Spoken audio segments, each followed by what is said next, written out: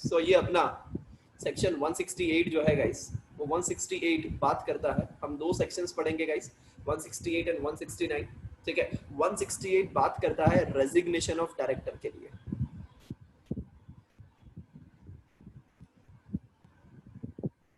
ये जो आपका 168 है गाइस, जो 168 बात करता है रेजिग्नेशन ऑफ डायरेक्टर के लिए। अब दो चीजें होती है गाइस, एंड वही आपका सेक्शन 169 जो है गाइस, वो 169 बात करता है रिमूवल ऑफ डायरेक्टर के लिए। दोनों में फर्क है गाइस, एक में वो खुद निकल रहा है और एक में कंपनी उसको निकाल रही है। एक में वो खुद निकल रहा है और दूसरे में क्या कर रही है, कंपनी निकाल रही है, ठीक है। सो पहले बात करते हैं अपन सेक्शन 168 के बारे में। 168 रेजिग्नेशन, तो ऑब्वियस है कि ये जो आपका रेजिग्नेशन रहेगा गाइस, वो वॉलेंटरी रहेगा, ठीक है। ये जो आपका रेजिग्नेशन रहेगा वो क्या रहेगा रे, वॉलेंटरी रहेगा। सो यहाँ पे ये बात करता है और बोल रहा है कि suppose there is a company Sachin advisory private limited, there is a company Sachin Advisory Private Limited, ठीक है, in which there are 3 directors, Sachin Thakkar, Mr. Badal Thakkar and Mr. Arvind Thakkar। अब मैं बात करता हूं पहले, ठीक है, समझना, मैं बात करता हूं पहले according to companies act 1956। Sir अभी ये क्यों पढ़ा रहे हो, अरे समझो बहुत मजा आएगा। अकॉर्डिंग टू कंपनीज एक्ट 1956, ठीक है, we 3 are the directors of the company। एक बार हुआ यू कि मी एंड बादल हम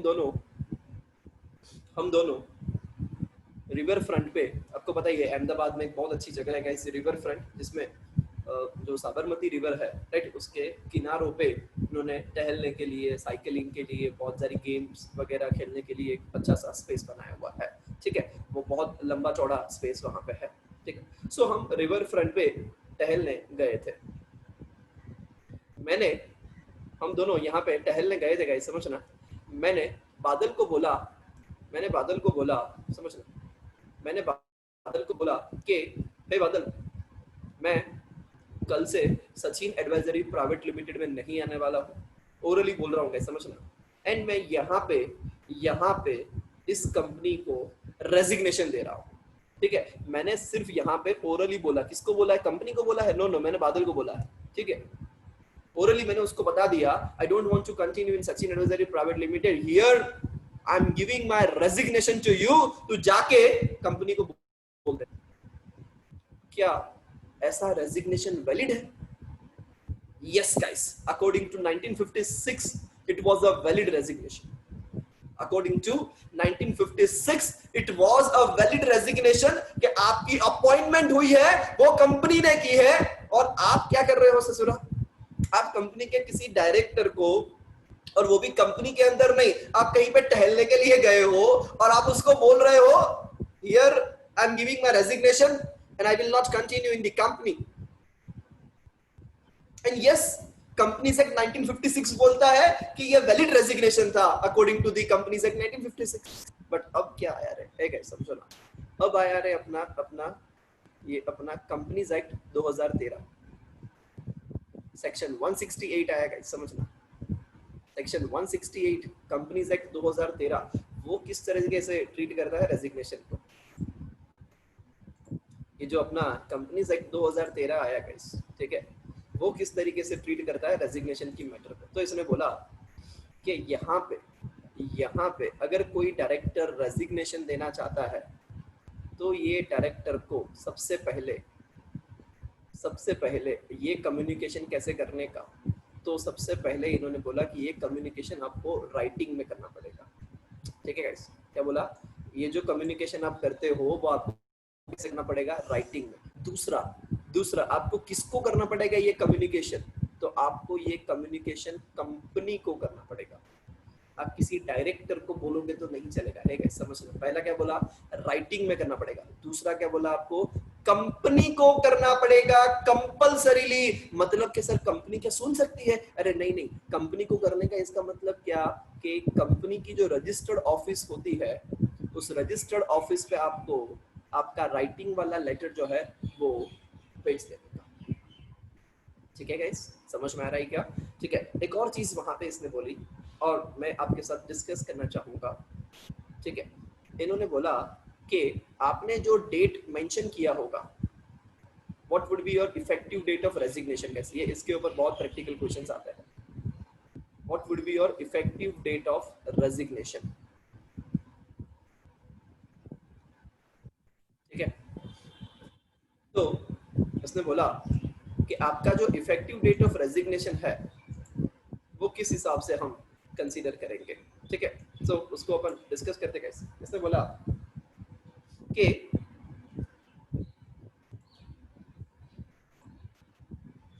यहाँ पे ये जो समझ रहे गाइस, ये भाई साहब जो थे जो रिजाइन करना चाहते थे, सचिन ठक्कर सर, ठीक है, वो रिजाइन करना चाहते थे। तो सपोज यहाँ पे मैं जब रेजिग्नेशन लेटर टाइप कर रहा था, समझना, एक स्टोरी सुना था कि ये जो सचिन ठक्कर जो था वो सचिन ठक्कर अपने घर पे बैठा था, ठीक है, और वो रेजिग्नेशन लेटर टाइप कर रहा था because according to companies act 2013 वहां पे आपको कौन सा रेजिग्नेशन देना पड़ता था गाइस, राइटिंग के अंदर आपको कम्युनिकेट करना पड़ता था। ठीक है, सो मैं मेरे घर पे बैठा था, डेट थी वहां पे 1 अप्रैल 2020। ठीक है, सो 1 अप्रैल 2020 को मैं मेरा रेजिग्नेशन लेटर टाइप कर रहा था। मैंने डेट डाली ऊपर, रेजिग्नेशन लेटर डाला। ठीक है, तो ये रेजिग्नेशन लेटर में मेरे घर पे टाइप कर रहा था। अब हुआ यूं के टाइप कर रहा था, फिर मुझे थोड़ा सा बोर होने लगा, रात का टाइम था, राइट। मैंने सोचा ठीक है यार कल करेंगे ये सब। ठीक है, कल सुबह उठा, मैंने देखा तो यस मेरा पीसी के ऊपर वो फाइल खुली हुई थी। मुझे याद आया कि यस कल तो मैं ये रेजिग्नेशन लेटर टाइप कर रहा था 1 अप्रैल को, बट अभी वो पूरा नहीं हो पाया। 2 अप्रैल अब शुरू हो चुकी थी गाइस, वो 2 अप्रैल को मैंने मेरा लेटर कंप्लीट किया, उसकी प्रिंट निकाली सिग्नेचर की, बट मैंने डेट चेंज नहीं की, उसको मैंने 1 अप्रैल ही रहने दिया, राइट। और मैंने रीजन लिखा था, due to my preoccupancy in other work I hereby tender my resignation from the post of director of messrs Sachin advisory private limited. ठीक है, और नीचे फिर मैंने रिगार्ड्स करके मेरा सिग्नेचर कर दिया, मेरा डील लिख दिया और बात को खत्म कर दिया। समझ रहे हैं? ऐसे करके मैंने मेरा रेजिग्नेशन लेटर दे दिया। 2 अप्रैल को मुझे वो कंपनी को देना था, बट मैं नहीं दे पाया बिकॉज ड्यू टू मैं अदर वर्क के अंदर बिजी था। ठीक है, एंड मैंने ये रेजिग्नेशन लेटर जो 1 अप्रैल को टाइप किया था वो मैंने कंपनी को भिजवाया। ठीक है, समझना, ये मैंने कंपनी को भिजवाया, बट कब भिजवाया? ये मैंने भिजवाया 3 अप्रैल 2020 को।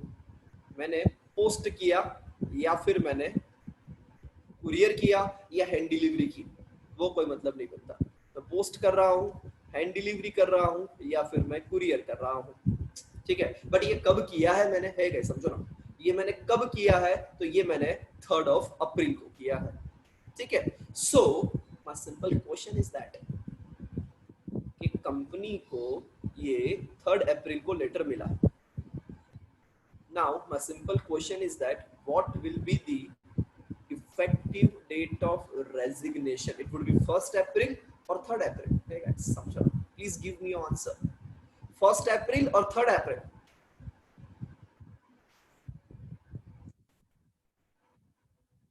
मिलन पटेल बोल रहा है 3 अप्रैल। hey guys, समझो ना, श्लोक 3 अप्रैल, मयूर 3 अप्रैल, ओहो 3 अप्रैल, ऑल आर सेइंग 3 अप्रैल। ठीक है, मैं आंसर नहीं दूंगा, मैं आपको इस क्वेश्चन के ऊपर एक और क्वेश्चन पूछ रहा हूँ। hey guys, समझो ना, बहुत अक्षत बोल रहा है 1 अप्रैल। ठीक है अक्षत, आते हैं, मैं अभी कोई आंसर नहीं देने वाला हूँ, मैं आपको इस क्वेश्चन के ऊपर एक और क्वेश्चन पूछने जा रहा हूँ guys. Would your answer be different अगर मैंने वुड योर आंसर भी डिफरेंट है? कैसा, समझना, ये अलग पेन से मैं इसको इस्तेमाल कर रहा हूँ। मैंने रेजिग्नेशन लेटर के अंदर डेट डाली है, ठीक है, 1 अप्रैल को मैं लेटर टाइप कर रहा हूँ, बट मैंने डाली है कि भैया विथ इफेक्ट फ्रॉम 3 मई 2020 से मैं रिजाइन हो जाऊंगा, ऐसा मैंने डाला है। एडवांस नोटिस दे रहा हूँ मैं। ये मैंने कब डिलीवर किया? तो यस, ये सेकंड क्वेश्चन के अंदर भी ये आंसर सेम, मैंने 3 अप्रैल को कंपनी को डिलीवर किया। अंदर डेट डाली हुई है कि with effect from 3 May 2020। Letter type कब कर रहा हूँ? 1 अप्रैल को कर रहा हूँ। मैंने इसमें डेट कौन सी डाली कि विद इफेक्ट फ्रॉम 3 मई 2020 में रिजाइन कर लूंगा। कंपनी को पोस्ट कब किया था मैंने? तो यस यह रहा 3 अप्रैल को ही किया। नाउ बताओ guys, what is the second question के अंदर, what is the effective date of resignation? What is the effective date of resignation?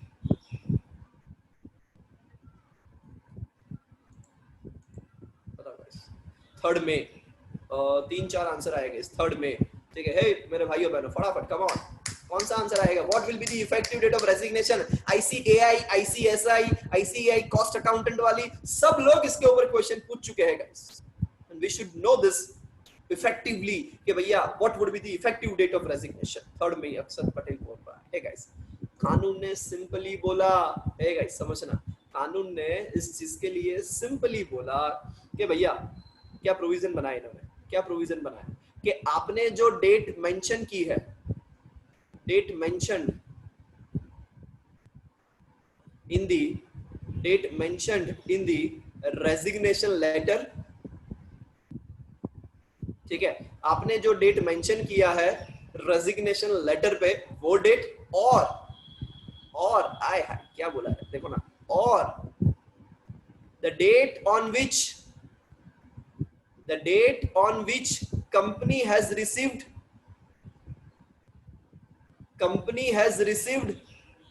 communication about the said resignation from the director। ठीक है, जिस दिन है गाइस, समझो ना, जिस दिन आपको whichever is, ये दोनों में क्या बोला? whichever is earlier,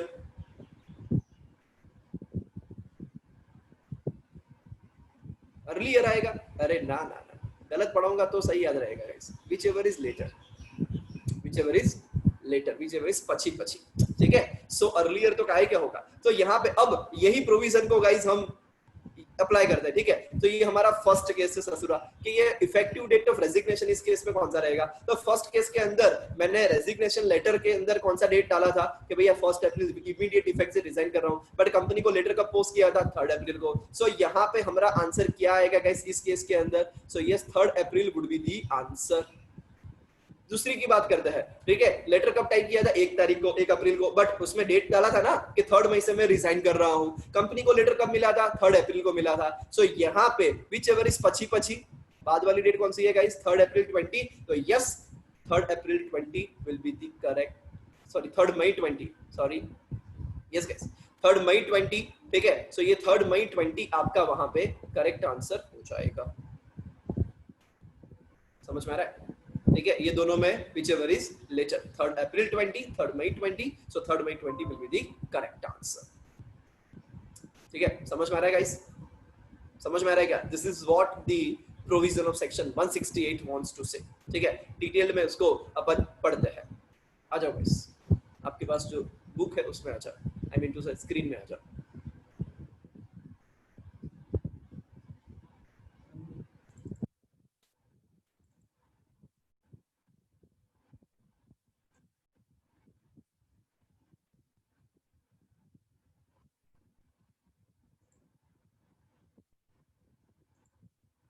ये रहा आपका 168 आपके आंखों के सामने गाइस। अब देखना, ये आपने ऐसे बोर्ड वर्क पे समझ लिया ना, now it will be very easy for you guys.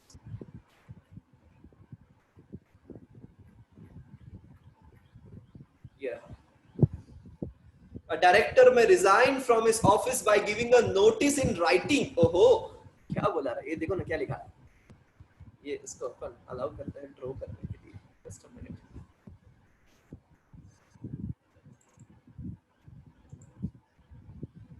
a director may resign from his office by giving notice in writing to the company। ओहो, दो चीजें आ गई गाइस। जो पहले कंपनीज एक्ट 1956 में तो आप टहलते टहलते नोटिस देते थे, वो भी कंपनी को नहीं, किसी थर्ड पर्सन को या डायरेक्टर को नोटिस दे रहे थे। कानून ने बोला ऐसा नहीं चलेगा। यहाँ पे दो चीजें बोली, एक तो पहले क्या बोला गाइस, एक तो पहले क्या बोला, ये किस में होना चाहिए? तो ये राइटिंग में होना चाहिए, ठीक है। फिर क्या बोला, ये आपको किसको एड्रेस करना है? तो yes we have to address to company. Company को कंपल्सरीली आपको एड्रेस करना पड़ेगा, ठीक है। फिर क्या बोला, and the board shall on receipt of such notice, board को आपने दिया, अब बोर्ड क्या कर रहा है, on receipt of such notice take note of the same and the company shall intimate the registrar in such manner. मतलब being a director Sachin Thakkar resignation letter दे रहा है सचिन एडवाइजरी प्राइवेट लिमिटेड को, सचिन एडवाइजरी प्राइवेट लिमिटेड उसको noting कर रहा है, क्या कर रहा है, नोटिंग कर रहा है, मतलब एक्सेप्ट कर रहा है या रिजेक्ट कर रहा है। नोटिंग करने का मतलब क्या होता है गाइस, कम ऑन, एक्सेप्ट कर रहा है या रिजाइन कर रहा है, मुझे बताओ, come on guys, come on फटाफट, I want answer from you guys only. Noting का मतलब क्या, कि क्या सचिन एडवाइजरी प्राइवेट लिमिटेड इसको एक्सेप्ट कर रहा है या रिजेक्ट कर रहा है, या दोनों में से कोई भी कर सकता है गाइस। ये रेजिग्नेशन लेटर जो सचिन ठक्कर दे रहा है, क्या सचिन एडवाइजरी प्राइवेट लिमिटेड इसको रिजेक्ट कर सकती है, इसको एक्सेप्ट कर सकती है, या दोनों में से कोई भी चीज कर सकती है guys? Please comment your answer right now, come on guys. आपको नींद आए तो मैं नींद उड़ा दूं, इतना मेरा पावर है। दोनों में से कोई भी, ओहो खुशबू, बोथ आर पॉसिबल, मैंने नेगरेवाल, रीना सेठ दोनों में से कुछ भी कर सकते हैं। अक्सर सेठ कांट से, क्यों बेटा, कुछ तो बोल बेटा, ऐसा नहीं चलेगा। हे गाइस, मेरा सिंपल क्वेश्चन यही है कि आज कोई डायरेक्टर किसी भी कंपनी को रेजिग्नेशन लेटर देता है तो क्या कंपनी उस रेजिग्नेशन लेटर को रिजेक्ट कर सकती है? हे गाइस समझना, यहाँ पे बोला है shall take note of the same, मतलब कि कॉन्स्टिट्यूशन ऑफ इंडिया ये बोलता है कि आप किसी भी पर्सन को आपकी कंपनी में, आपकी जगह पे, आपके घर पे, कहीं पे भी, सबके पास राइट ऑफ फ्रीडम है, आप किसी को भी पकड़ के नहीं रख सकते। अगर उसको कंपनी छोड़ के जाना है, यू आर नो वन कि आप उसको जबरदस्ती किसी भी प्लेस पे रखो। आपको सिर्फ नोटिंग लेना है, डायरेक्टर गयो, ऐसा आपके पास पावर नहीं है बीइंग अ कंपनी कि आप ऐसा बोल सको कि डायरेक्टर को जाने दे या न जाने दे, बिल्कुल भी नहीं गाइस। आपको सिर्फ नोटिंग लेना है, डायरेक्टर गयो, है गाइस समझना। यहाँ पे आपके पास कोई पावर नहीं है कि आप उस चीज का रेजोल्यूशन पास करोगे, और अगर मेजोरिटी ने वोट किया तो ही डायरेक्टर्स को जाने देंगे, अदरवाइज नहीं जानेंगे, नॉट एट ऑल गाइस, समझना, ऐसा बिल्कुल भी पावर आपके पास नहीं है। आपके पास सिंपली यही पावर है और यही आप कर सकते हो, सिर्फ नोटिंग ले सकते हो, डायरेक्टर कर, समझ रहे गाइस, राइट। सो और कुछ भी यहाँ पे आप नहीं कर सकते। Yes, and then you have to intimate to registrar, मम्मा को इंटीमेट करना पड़ेगा, आरओसी को इंटीमेट करना पड़ेगा, yes this director has resigned from the post of director, this person has resigned from the post of director, right. ऐसा आपको DIR 12 file करके, हो गाइस। अपॉइंटमेंट के लिए कौन सा फॉर्म आता था, DIR 12। यहाँ पे रेजिग्नेशन के लिए भी कौन सा फॉर्म आएगा गाइस, तो अगेन आपको यहाँ पे DIR 12 ही फाइल करना पड़ेगा, समझ में आ रहा है गाइस, ठीक है। सो दो चीजें गाइस यहाँ पे समझना, यहाँ पे कि कोई डायरेक्टर जो है, मैं आपको बोर्ड वर्क पे करके दिखाऊंगा कि यस कोई डायरेक्टर अगर रिजाइन करता है, ठीक है, तो ये जो आपका डायरेक्टर है वो रेजिग्नेशन लेटर देगा राइटिंग में,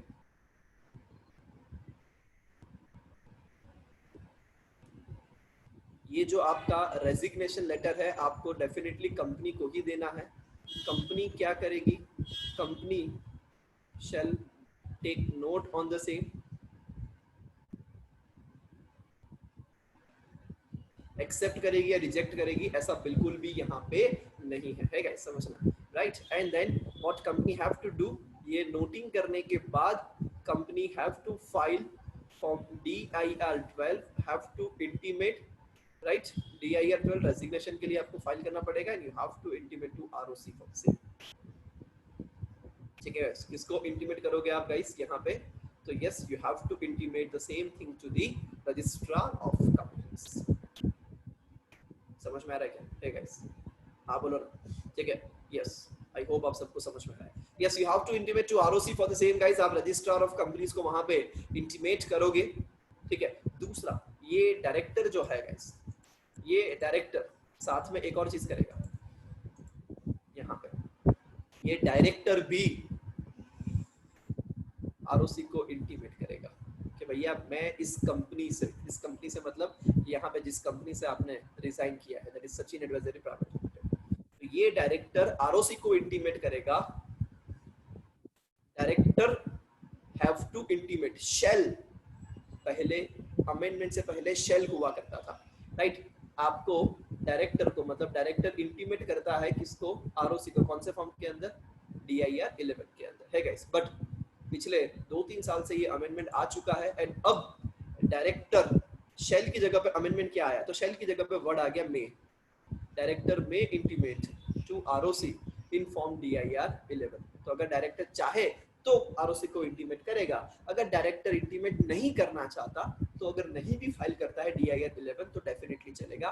ये एक ऑप्शनल फॉर्म है, कंपनी की कोई रिस्पॉन्सिबिलिटी पहले भी नहीं थी DIR 11 फाइल करने की, ना अभी भी है। वो रिस्पॉन्सिबिलिटी पहले थी किसकी गाइस, तो वो रिस्पॉन्सिबिलिटी पहले थी डायरेक्टर की, पहले कंपलसरी था बट अब वहां पे वो ऑप्शनल हो चुका है। सो DIR 11 इज टोटली ऑप्शनल। अगर आपको फाइल करना है तो आप कर सकते हो एंड अगर आपको फाइल नहीं करना है it is up to with you guys, ठीक है गाइस। सो इतनी चीजें आपको इसके अंदर